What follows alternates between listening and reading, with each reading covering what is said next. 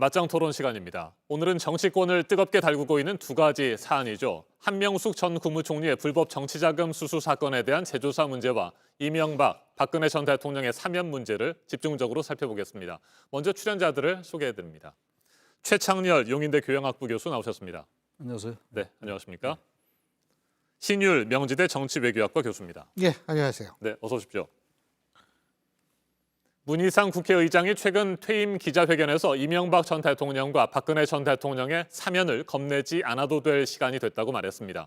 미래통합당 주호영 원내대표도 고 노무현 전 대통령 추도식에 참석해서 전직 대통령들의 비극을 끝낼 때가 됐다고 밝혔습니다. 더불어민주당에서는 한명숙 전 총리 뇌물수수 사건에 대한 재조사 요구가 나오고 있습니다. 한 전 총리 역시 자신의 결백을 거듭 주장하고 있습니다. 토론 시작하겠습니다. 먼저 한명숙 전 총리 사건 얘기부터 한번 시작을 해볼까요? 네. 재조사 요구가 민주당 내에서 나오고 있는데 이거 어떻게 보고 계시는지 궁금합니다. 먼저 최 교수님. 지금 이미 이 사건은 대법원 판결이 끝나서 이미 이제 한명수 전 총리가 옥고까지 치른 상태죠. 근데 최근에 이 문제된 게 그 비망록에 한만호 씨죠. 네. 고 한만호 씨 돌아가셨는데 한신건영 대표였는데 이 사람의 그 비망록에 이제 그게 허위 진술이었다. 이제 검찰이 회유해서 자기가 네. 허위 진술했다라는 게 나왔단 말이죠. 근데 이거는 그 당시 재판 과정에서 계속 이 증거로 채택됐던 겁니다. 네. 맞아요. 단지 그것이 이제 그 당시 언론을 통해서 공개되지 않았고 이번에 언론을 통해서 공개가 된 거거든요. 비방록의 내용들이 아주 새롭게 이번에 드러난 것들이 그렇죠. 아니란 말씀이신 거죠? 그때 네. 이제 재판 과정에서 이제 채택이 됐던 거였죠. 근데 비망록의 내용이 굉장히 방대합니다. 29쪽으로 돼 있다고 하는데 물론 그 중에서 여러 가지 이제 검찰이 채택한 거라든지 법원이 채택한 게 따로 있겠습니다만 아무튼간에 그 당시 재판 과정에서 채택됐던 건데 이번에 공개가 된 거예요. 네. 그러니까 검찰의 회유에 의해서 허위 진술을 한 것이다라는 비망록의 내용이 이번에 공개가 되면서 민주당이 이 사건을 재조사해야 된다라고 하면서 이 사안이 불거졌어요. 그렇죠. 근데 이제 처음에 1심에서는 이 부분이 이제 무죄로 나왔었어요. 네. 한명수 전 총리에 대한 것이. 그러니까 그 검찰의 진술이 번복됐다, 검찰에서 진술이 번복됐다라는 것이 그게 이제 법원에서 받아들여진 거죠. 네. 무죄로 나왔고 네. 2심하고 대법원에서는 그 자체가 이미 재판의 그 증거로 채택이 되면서 네. 무죄로 나왔단 말이에요. 네. 그래서 여기에 대한 반론이 많이 있어요. 이제 이렇게 돼서 무죄가 나왔기 때문에 검찰에서는 이건 따로 재조사할 사안이 아니다. 이미 법원이 허위로 판단한 내용이다라고 검찰이 얘기하고 있는 겁니다. 지금 당시 수사팀이. 여기에 대한 반론을 제기할 수는 있겠죠. 워낙 이제 내용이 방대하기 때문에 그게 다 검사가 회의에서 이렇게 나올 수 있겠느냐 이런 반론이 있는 것이고 또 하나는 이제 유리한 부분만 네. 발췌해서 이렇게 활용했을 가능성도 있기 때문에 민주당의 주장이 일부분 일리가 있을 수도 있어요. 단지 문제는 지금 이게 이미 판결이 났고 또 계속 증거로 채택된 부분이기 때문에 과연 재심이 가능하겠냐 이런 얘기입니다. 대체로 이제 사법적인 절차에 의하면 증거가 새롭게, 그러니까 무죄를 입증할 수 있는 증거가 새롭게 나올 때 재심이 가능한 네. 이런 절차가 있는 거거든요. 그러나 지금 이 언론을 통해서 공개된 그 허위 진술 부분은 이미 재판부가 이것은 허위다라고 증거로 채택했던 부분이었단 말이죠. 유죄의 증거로. 그래서 지금 현재는 이 부분은 사실 법리적으로는 상당히 좀 어렵지 않을까 이런 생각이 들기도 합니다. 그리고 또 하나가 이제 그 당시 이제 사법농단에 관련해서 만약 한명수 총리의 그 사건이 무죄로 나면은 상고법원 도입이 좀 어렵다 이런 이제 그 사법농단 문건이 나왔다는 네. 얘기예요. 이런 걸 고려해 볼 때 이 부분이 재조사가 필요하다는 게 민주당의 주장인데 아무튼 만약 그렇게 되면 어쨌든 사법 체계에 대한 어떤 불신 같은 게 생길 수가 있죠. 그래서 민주당이 이걸 하려면 무죄를 입증할 만한 분명한 이제 증거를 찾아내서 그걸 가지고 재심을 청구하는 게 맞다. 이게 재조사 가지고 되지는 않을 것 같다는 생각이 일단 들기도 합니다. 네, 1심에서는 무죄를 받았고 2심과 3심에서는 유죄 판결이 내려진 그렇습니다. 사건입니다. 이게 2007년의 사건이잖아요. 당시 열린우리당 경선 전에 한만호 전 한신공영 대표로부터 세 차례에 걸쳐서 9억여 원의 불법 정치자금을 수수했다는 사건인데 최근에 재조사 움직임이 뭐 여러 가지 그, 요구들이 예. 나오고 있는 데 대해서 어떻게 생각하세요? 근데 임 이제 일단은 네. 저는 이 문제가 요새 새롭게 그 여권에서 제기하는 문제는 아니다. 다시 말해서 문재인 대통령이 당대표 시절부터 여기에 대한 문제의식을 꾸준히 갖고 네. 있었다. 그렇기 때문에 이번에 새롭게 이것을 끄집어낸 것은 아니다. 예전부터 이런 문제의식은 여권 내에서 갖고 있었다. 그래서 뭐 새삼스러운 것은 아니다. 이런 생각도 들고요. 그리고 왜 지금 나왔느냐라고 얘기를 했을 때에는 제가 볼 때는 뭐 분명히 177석의 의석수도 네. 일정 부분 역할을 했겠죠. 거기다 플러스 대통령의 지지율이 지금 고공행진을 아하. 하고 있기 때문에 사실 옛날부터 갖고 있었던 문제의식을 지금 이렇게 꺼내놓으면 여론에 있어서의 호응도 자신들이 어느 정도 받을 수 있다라는 확신을 갖고 있지 않았을까 이런 생각도 하는데 뭐 이게 재판 기록을 제가 샅샅이 훑어보지 않아서 뭐가 어떻다 이런 말씀을 드리기는 좀 힘듭니다만 제가 이제 사실 여기서 볼 때 아까 최창기 교수님이 이제 이 재심 말씀하셨는데 네. 이게 제가 재심을 좀 찾아봤어요. 재심을 찾아봤는데 이 재심의 사유에 해당하는지부터 이제 사실은 민주당이 따져봐야 되는데 11가지 정도로 대충 축약을 할 수가 있는데 이 중에서 사실 이게 딱 잡아서 야 이것 때문에 이게 재심이 가능하다라고 얘기하기는 좀 이게 딱 눈에 띄지를 않는 건 네. 사실이에요. 11가지 중에서. 그러니까 예를 들어 뭐 재판에 관여한 법관이 그 사건에 관한 직무에 관한 죄를 범했을 때 형사상 처벌을 받을 다른 사람의 행위로 말미암아 자백을 하였거나 판결에 영향을 미칠 공격 또는 방어 방법의 제출에 방해를 받은 때 아니면 판결에 영향을 미칠 중요한 사항에 관하여 판단을 누락할 때 뭐 이런 네. 것들이거든요. 근데 아까 말씀하셨듯이 비망록이라는 것이 이미 그때 당시에 증거로 채택이 됐었기 때문에 이게 새로운 건 아니거든요. 그렇기 때문에 물론 이건 있습니다. 민주당 내에서도 지금 재심 얘기하는 사람은 거의 없어요. 그러니까 재심 얘기는 당 지도부도 재심하자는 것은 아니다. 우리가 재조사를 하자는 얘기다. 이런 얘기를 하고 있고요. 그럼 재조사를 하면은 목적이 뭐냐? 그건 전 모르겠어요. 근데 이제 일각에서는 공수처 얘기를 하는데 사실은 이 공수처에서 이 해당 사건을 다룰 수는 있겠지만 네. 문제는 뭐냐면 직권 남용 정도를 이제 죄로 이거 이 공수처에서 뭐 조사가 들어갈 수는 있지만 공소시효가 직권 남용이 7년이기 때문에 공소시효가 이미 다 끝났다는 의견이 많거든요. 그렇다면은 어떤 명목으로 어떤 이유에서 조사를 하느냐. 사실은 이런 문제도 남아 있기 때문에 제가 생각할 때에는 지금 이러한 것들 종합해 봤을 때 문제의식은 꾸준히 갖고 있어서 이것을 조사는 하자고 하되 이것이 어떤 법적인 차원이라든지 이런 쪽에서 뭔가를 추진하기에는 상당히 좀 어려운 환경이다. 전 그런 생각을 갖고 있습니다. 네. 말씀을 하신 대로 뭐 재심을 하기 위해서는 아주 새로운 증거나 증인이 나와야 되는 상황인데 뭐 여러 가지가 네. 있어요. 그런 예. 부분들이 확실히 드러나지 않을 경우에는 재심을 청구하는 것은 쉽지 않을 것 같고 일단 뭐 재조사를 진행해야 되겠다라고 하는 것이 민주당의 입장일 것 같습니다. 결국에는 민주당이 재조사를 진행하면서 한 전 총리의 복권을 시도하려고 하는 것이 아니냐 뭐 이런 해석들도 나오는데 이 부분은 어떻게 생각하세요? 가능하죠. 일단 네. 그 비망록이 이제 공책이 거의 29건이라는 거 아닙니까? 네. 1200쪽 정도 된다는데 그게 다 허위라고 보기는 어렵겠죠. 그런 면에서 볼 때는 재조사의 타당성도 있긴 있어요. 아무튼 그러한 비망록이 허위다라는 쪽으로 증거가 채택이 돼서 유죄가 나왔던 것이기 때문에 워낙 방대하니까 29건이 얼마나 방대합니까? 그렇긴 한데 기본적으로 사법 절차를 따를 수밖에 없는 거거든요. 이건 재심이 아니면 다시 무죄로 뒤집기는 어렵단 말이죠. 어쨌든 간에 재조사는 그 법률적인 건 아닌 거니까 정치적인 부분이란 말이죠. 네. 그러니까 지금 말씀처럼 이제 우리가 주목하는 거는 민주당 내에서도 이게 재심되기 좀 어렵다라는 판단을 하고 있는 것이고 그건 뭐 다들 여기서 얘기하는 것처럼 새로운 증거가 나오기가 어려운 상황이기 네. 때문에 단지 이게 정치적으로 어떤 의미를 갖느냐. 21대 국회 개원을 앞두고 있고 고위공직자범죄수사처 출범이 이제 7월인데 뭐 늦춰진다고 말은 있습니다. 어쨌든 7월 후로 갈 거란 말이죠. 검찰개혁이라는 건 여전히 물론 검경수사권 조정에 관련된 검찰청 법안이 통과됐다 하더라도 개정안이 시행령 같은 걸 네. 많이 고쳐야 되는 거거든요. 이런 여러 가지 검찰개혁과 관련해 가지고 검찰의 그 당시에 회유에 의한 강압수사 같은 것들 이제 부각시킬 수가 있는 것이고 물론 그 당시 검찰과 지금 검찰은 많이 다르죠. 시간도 많이 흘렀으니까 그런 부분하고 또 하나 문제가 지금 말씀처럼 한명수 전 총리에 대한 어떤 그 복권 문제 같은 거 네. 이런 것들이 같이 연관되면서 새롭게 어떤 개혁의 동력으로 삼으려 하는 것은 아닌지. 근데 다시 말하면 사법적인 부분과 정치적인 부분이 있는데 정치적 측면에서 그러한 것들을 의식해서 이런 재조사의 필요성을 제기하는 것은 아니냐 이런 추론은 가능하다고 일단 봅니다. 단지 이것이 중요한 건 역시 제가 아까 말씀드린 것처럼 사법적인 게 역시 중요하기 때문에 이게 사법 불신이나 사법 체계를 흔드는 쪽으로 가면 안 된다. 네. 그러려면 재심을 해야 되는 것이거든요. 근데 지금 민주당 내에서도 재심은 현실적으로 어렵다는 거거든요. 그런 점은 여러 가지가 고려될 수 있는 성격의 사안입니다. 이 사안이. 이게 그때 당시에도 저는 한명숙 전 총리 측, 그러니까 총리 측이 상당히 억울하다라고 생각할 수 있는 부분은 전 분명히 있다고 봅니다.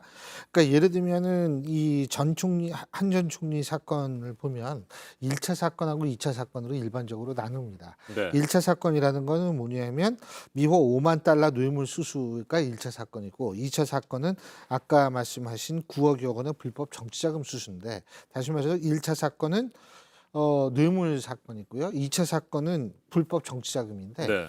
1차 사건 뇌물 문제는 이건 1, 2, 3심 전부 무죄가 나왔어요. 그랬죠. 그러니까 검찰의 입장에서 볼 때도 이거는 완전히 이건 좀 이건 지는 거구나라는 생각을 했을 때 다시 말해서 1차 사건 1심 선고 하루 전날에 정치자금 문제를 이제 검찰이 끄집어내면서 압수수색에 나갔거든요.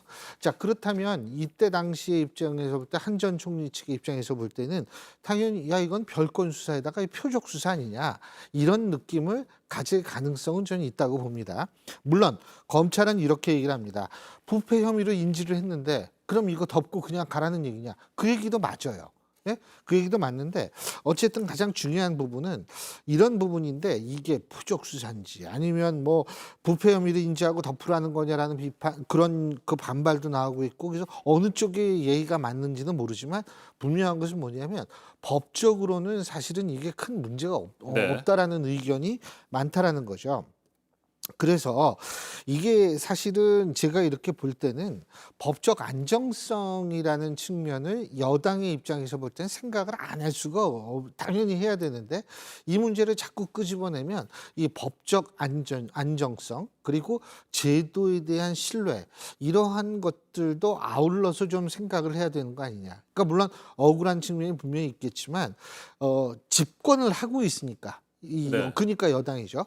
그 두 가지. 왜냐하면 이게 법적 안정성이나 제도에 대한 신뢰성을 이 생각 안 하고서 그 억울함을 자꾸 얘기를 하게 됐을 때는 다른 부분에 있어서 그 법적 안정성이나 제도에 대한 신뢰성이 필요할 때 이게 어그러지는 상황이 벌어질 수도 있거든요. 그렇기 때문에 집권, 권력을 갖고 있는 측이기 때문에 제가 볼 때에는 상당히 그런 측면도 폭넓게 보면서 조심스럽게 이 문제에 좀 접근해야 되는 것 아닌가 이런 생각을 합니다. 네. 당시 검찰 수사가 일정 부분 무리하게 진행됐다. 이 부분을 좀 부각시키면서 검찰 개혁의 필요성을 다시 강조하려고 하는 그런 의도도 있다고 볼 수 있을 것 그렇게 같아요. 추론이 네. 가능할 것 같아요. 아까 말씀 나눈 것처럼 재판 과정에서의 절차적인 문제는 별로 네. 없는 거란 말이죠. 그 당시에 나왔던 게 지금 이번에 나온 거, 언론에 공개된 게 그때 이미 다 알려졌던 거란 말이죠. 네. 공개가 안 됐을 뿐이었던 거죠. 그러니까 재심은 좀 어려울 것 같고.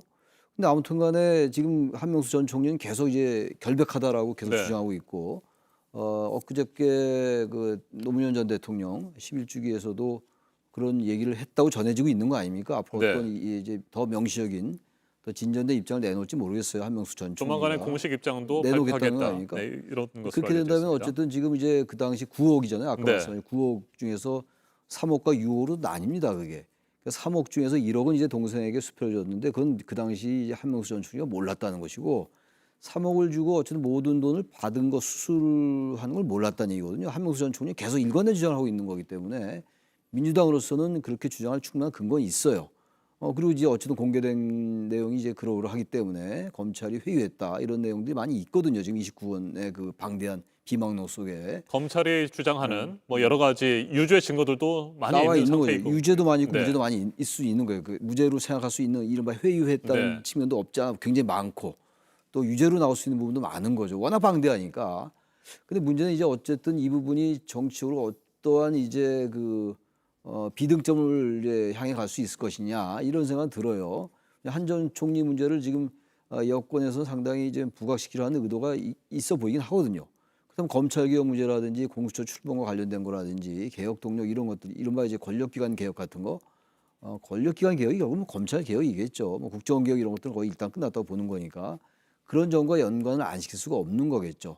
이 사안은 일단 1차적으로는 한 전 총리가 어떤 입장을 정확하게 내느냐, 본인이 더욱더 그 당시 정말 이거는 억울하게 유죄를 받은 거구나라고 느낄 수 있는 걸 낼 수 있을지. 네. 그러니까 지금 말씀처럼 이 허위 회유한 것처럼 보이는 그러한 이 증거 말고 또 다른 증거, 법원이 판단하지 않았던 증거, 법원에 의해서 채택되지 않았던 증거 이런 게 나온다면 이건 충분히 재심으로 갈 수가 네. 있죠. 단지 이러한 것들이 나올 수 있느냐 없느냐의 문제인데 당분간 이 부분이 이제 상당히 여야 간에 국회 개원하자마자 정치적인 파장을 굉장히 몰고 올 수 있는 그런 중대한 사안으로 보이긴 합니다. 일단. 네, 자 한명숙 전 국무총리 사건에 대한 재조사 문제는 조금 더 상황을 지켜봐야 될 것 같고요. 다음 주제로 넘어가 보도록 하겠습니다. 이명박 전 대통령과 박근혜 전 대통령의 사면 문제입니다. 문희상 국회의장이 퇴임 기자회견에서 사면 문제를 꺼내 들었습니다. 통합의 정치 얘기를 하면서 했던 얘기인데 미래통합당의 주호영 원내대표도 이명박 박근혜 전 대통령의 사면이 필요하다는 그런 취지의 얘기도 했고요. 두 분께서는 지금 이 시각에 요즘 같은 때 사면 문제가 거론된 배경은 뭐라고 보시는지요? 네. 글쎄요, 뭐 일반론적으로 제가 볼 때 문희상 의장이 얘기를 했다고 봅니다. 그거 뭐냐면 이런 얘기를 합니다. 이게 모든 지도자가 대개 적폐청산으로 시작하지만 적폐청산만 주장하면 정치보복 대상이라고 생각하는 세력이 늘어나기 때문에 네. 그렇게 되면 개혁 동력이 상실되기 때문에 21대 국회에서 통합의 방향으로 전환해야 된다라고 얘기를 하면서 얘기를 했다는 거예요. 근데 이 얘기를 뜯어보면 간단히 얘기하면 이거거든요. 이거 적폐청산 이런 거는 처음에 막 그 집권 초기에는 가능하지만 이게 집권 후반기로 갈수록 실제로 점점 정권의 힘이 빠질 수밖에 없게 되기 때문에 이렇게 될 때는 뭐냐면 국민의 통합된 힘이 필요하다는 식으로 이제 그렇기 때문에 그 일환으로서의 사면복권 얘기를 하지 않았나. 네. 전 개인적으로 이렇게 추론을 하는데 저는 이게 일반론적으로는 문희상 의장의 얘기가 맞다고 생각합니다. 네. 일반론적으로는. 근데 제가 일반론이라는 걸 자꾸 강조하는 이유는 왜 그러냐면 자, 첫째로는 뭐냐면 지금 코로나19 문제 그리고 코로나19에서 파생되는 먹고 사는 문제에 대한 위기가 굉장히 극심해지고 있잖아요. 근데 이렇게 중첩된 위기가 극심해졌을 때에는 대부분 대통령에 대한 지지율이 올라갑니다. 대부분의 국가들이 다 그래요. 지금 현재 유럽 국가들의 이 국가 원수들의 지지율도 굉장히 높거든요. 네. 그러니까 그거는 우리나라에서 나타난 현상이라 보편적인 현상인데 문제는 이것이 이제 어떻게 이 지지율이 될 것인가는 건 아무도 몰라요. 하지만 지금 당장 이 시점으로만 놓고 본다면 권력을 가진 쪽에서는 이게 원래에 있어서의 소위 말하는 패턴대로 돌아가지 않는다. 다시 네. 말해서 4년 차 됐다, 레임덕 온다 이런 거 아니다라고 생각할 가능성이 있다는 거죠. 근데 문희상 의장께서는 일반론적으로 이제 그런 얘기를 한 거고 그래서 일반론인데 지금은 지금의 특수성이 맞부딪혀 있는 상황이다. 이렇게 볼 수가 있는 거고요. 자, 그런 차원에서 이명박 대통령이나 박근혜 전 대통령의 어떤 사면 복권이 필요할 것인가라는 것은 권력이 현재 상황을 어떻게 판단하느냐에 따라 사실 달라지는데 문희상 의장이 얘기한 것처럼 지금 그런 식의 어떤 생각을 갖지 않고 있다면 제가 볼 때에는 글쎄요. 이 이명박 전 대통령이나 박근혜 전 대통령의 사면 복권이 일단은 좀 그렇고요. 물론 당연히 먼저 형이 확정이 돼야지 사면복권 얘기가 나오는 건데 아직 형도 확정이 안 되는데 그런 얘기 한다라는 게 좀 그렇습니다만 어쨌든 저는 문희상 의장이 얘기하는 그런 상황인식을 과연 지금 집권 세력이 갖고 있느냐라고 봤을 때 좀 다른 생각을 가질 수도 있다고 생각합니다. 네. 새 교수님 어떻게 보세요? 지금 문희상 의장 얘기가 이런 얘기예요. 과감히 통합의 방향으로 전환해야 한다. 그 중에는 전직 대통령에 대한 상당한 고민이 있어야 한다. 네. 정확히 맞는 말이죠. 네. 이명박 박근혜 전 대통령을 언제까지 사면 안 할 수 없을 겁니다 아마. 근데 그 뒤에 말이 사면을 겁내지 않아도 될 시간이 됐다는 뜻이지 그 사면을 당장 하라는 뜻은 아니다라고 또 얘기를 했어요. 그러니까 이건 뭐 그야말로 원론적인 얘기고 신 교수님 말씀처럼 일반론적인 얘기라고 볼 수가 있는데 저는 한마디로 결론적으로 사면 안 된다. 저는 그렇게 저의 개인적인 주장입니다. 왜 말씀드리냐면 지금 당장 하지 말라 뭐 나중에 하라 이런 얘기가 아니라 한국 사회에서 통합이 안 된 이유가 뭡니까? 진보와 보수 진영 간의 그 극심한 갈등이 일어난 이유가 과거에 대한 정확한 정리가 없기 때문에 그래요. 네. 과거사위원회 다시 부활했지 않습니까? 과거사법 통과시켜가지고. 그럼 과거 일제에 대한 것도 마찬가지거든요. 굉장히 갈리지 않습니까? 이른바 친일 반일 프레임도 그런 것이고. 그럼 박근혜 전 대통령이 자신의 그 국정농단 이런 걸로 해서 재판받고 탄핵받고 이런 걸 지금 반성합니까? 인정합니까? 인정 안 하잖아요 지금. 네. 그리고 박근혜 전 대통령이 재판 과정에서 그 사실상의 재판을 거의 부정했거든요. 대한민국의 사법체계를 부정한 거나 다름없는 행동을 많이 보였어요. 재판에 출석도 하지 않았고. 전두환 대통령은 물론 전 대통령 사면됐습니다. 사면되고 난 다음에 전두환 전 대통령 행동은 뭡니까? 그게 과연 사회통합과 국민통합에 도움이 되는 거냐고 묻지 않을 수가 없는 네. 거예요. 그 사면을 통해서 통합한다는 게 너무 단순 논리고 너무나 많은 게 생략돼 있습니다. 거기에 엄청난 전제가 필요한 거죠. 자신들 전 대통령들이 겪었던 전두환 전 대통령도 그렇고 이명박 박근혜 전 대통령도 왜 국민들로부터 탄핵받고 그리고 나중에 구속됐는가 이런 것들에 대한 반성과 역사식이 거의 네. 없어 보여요. 이런데 이분들을 사면한다. 단지 전직 대통령이라는 이유로 그리고 오랫동안 감옥에 투옥됐었다고 그렇게 하면 안 되는 거죠. 통합의 전제 조건은 용서하고 화해해야 되는 것이고 용서하고 화해의 전제 조건은 본인이 인정해야 돼요. 네. 진정으로 국민에게 사과하고 그럴 때 이쪽에서 용서하는 것이고 사법적인 문제를 떠나서 통합이 되는 겁니다. 그럴 때 이제 갈등, 진영 간의 갈등이 해소될 수 있죠. 박근혜 전 대통령 지지한 세력이 많지 않습니까? 이른바 아스팔트 우파, 태극기 세력이라고 불리는 그분들 당연히 박근혜 전 대통령 지지해요. 지지하는 건 자유입니다. 근데 그분들이 지지하기 때문에 이제 석방을 하면 통합의 조건이 마련될 수 있겠지만 만약에 어떤 그 국정농단이라든지 여러 가지 그 무슨 뭐 정경유착 이런 것들에 대한 반성 없이 사면한다. 대통령의 고위권 아닙니까? 네. 그럼 과연 대다수의 국민들이 인정할까요? 그럼 통합이 되겠습니까? 목적이 통합이라면 양쪽을 다 어느 정도 만족시켜야죠. 저는 그래서 결론적으로 전직 대통령들에 대한 이 사면 문제가 반드시 거론될 수밖에 없죠. 고민해야죠. 그러나 이 상태로 반성하지 않고 자신이 무엇을 잘못했는지 느끼지 않고 그런 상황 속에서 하면 이건 불가하다. 통합이 아니라 또 다른 갈등의 불씨가 될 수밖에 없다고 저는 개인적으로 생각합니다. 네. 그래서 사면보다는 사과와 반성이 먼저다. 전제돼야 되는 거죠. 이런 반드시 얘기를 하고 전제돼야 있는데 뭐 돼요. 예. 진정한 사과와 반성을 한다고 여겨진다면 물론 뭐 그걸 진정한 것인지 아닌지를 판단하는 것도 뭐 여러 가지 기준이 네. 있겠습니다만 그런 진정한 사과와 반성이 있다고 한다면 사면은 할 수도 있다 이런 입장이십니까? 아니면 그럼에도 불구하고 사면은 이루어져서는 안 된다고 보시는 입장이세요? 저는 일단 뭐 당연히 말씀처럼 대법원 판결은 당연히 이루어지는 것이고 뭐 사법 절차니까 네. 누구나 인정하는 거고 대법원 판결이 끝난 다음에 완전히 그러다 그 다음에 누가 봐도 보편 타당의 영역에서 볼 때 저분이 정말 과거에 자신의 전직 대통령으로서의 여러 가지 사안들을 반성하는구나. 그럼 저는 사면해야 된다고 봅니다. 네. 언제까지 이렇게 갈 수는 없을 것 같고 사면 얘기가 계속 나올 거예요 아마. 그리고 아마 집권 세력 내에서도 집권 진영 내에서도 사면을 고민하려고 봅니다. 근데 이 상태에서 사면할 수 없는 거죠. 그건 뭐 통합이 아니라 저는 오히려 더욱더 많은 문제와 갈등을 야기할 수 있고 역사에 대한 정면적인 대면 그리고 역사를 직시하는 거 이런 것들이 이게 부재할 때 네. 그 나라 역사 바로 설 수가 없어요. 과거에 독일, 프랑스 같은 나라 보십시오. 그 독일의 비시 정권이라는 거 거기에 협력했던 사람들 비시 정권인가 얼마나 거기 단죄가 심했어요. 그런 부분과 관련시켜 볼 때 사면은 언젠가 해야 되지만 반성과 사과도 그야말로 진정성 있는 반성과 사과가 전제되지 않는 그런 사면 그거는 바람직하지 않고 있어서도 안 된다라고 저는 생각합니다. 네, 앞서 잠깐 언급이 있었습니다만 전두환 전 대통령의 사례도 현재 논란 속에서 다시 거론이 되고 있습니다.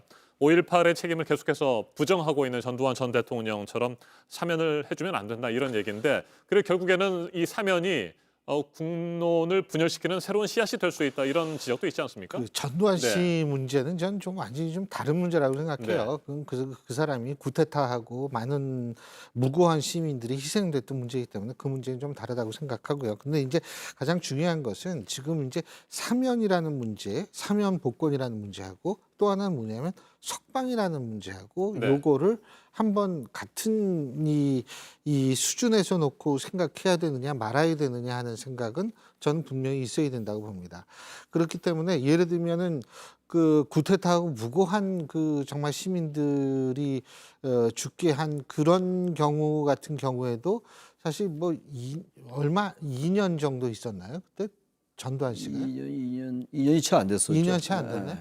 그런데 사실은 지금 국정농단으로 아니면 다른 문제로 해서 이명박 전 대통령 지금 나와 있잖아요. 근데 이제 박근혜 전 대통령이 아직 있는데 이제 그런 부분을 석방이라는 문제하고 이 사면 복권 문제를 우리가 섞어서 이거 봐서는 좀 힘들지 않나 이런 생각은 들고요. 그런 의미에서 일단은 뭐 이 최종 판결이 대법원에 있어서의 어떤 그러한 것들이 결정이 된다면 일단 사명복권은 저는 모르겠습니다만 이 가석방 문제라든지 아니면 형집행 정지 문제 같은 경우는 한 번쯤 생각해 볼 수는 있지 않을까라는 것이 저 개인적인 판단입니다. 네. 예. 그런데 또 한편에서는 만약에 사면이 된다고 한다면 전직 대통령은 뭐 어떤 불법 행위를 저지른다고 하더라도 결국에는 사면되더라. 뭐 이런 잘못된 인식 또 이런 것들이 생길 수 있지 않겠습니까? 사면 네. 문제는 조금 다르게 생각을 네. 할 수는 분명히 있어요. 그래서 제가 이제 이 형집행정지나 이 석방 문제를 제가 말씀을 드린 건데 이 사면 문제는 사실 좀 다른 측면이 분명히 있을 수 있는 거죠. 그건 굉장히 사실 조심스럽게 접근해야 될 부분은 분명히 있는 겁니다. 그런데 아까도 말씀드렸지만 이 형기 문제는 제가 볼 때는 분명히 이 한 번쯤은 고민을 해야 될 겁니다, 아마. 예, 예. 알겠습니다. 박근혜 전 대통령, 이명박 전 대통령의 사면과 관련된 논란 얘기까지 오늘 짚어봤습니다. 시청자 여러분께서는 어떻게 생각하시는지 궁금합니다. 오늘 맞짱 토론 여기에서 마무리하도록 하겠습니다. 최창렬 용인대 교양학부 교수, 신율 명지대 정치외교학과 교수와 함께했습니다. 두 분 토론 잘 들었습니다. 예, 감사합니다. 고맙습니다. 고맙습니다. 감사합니다.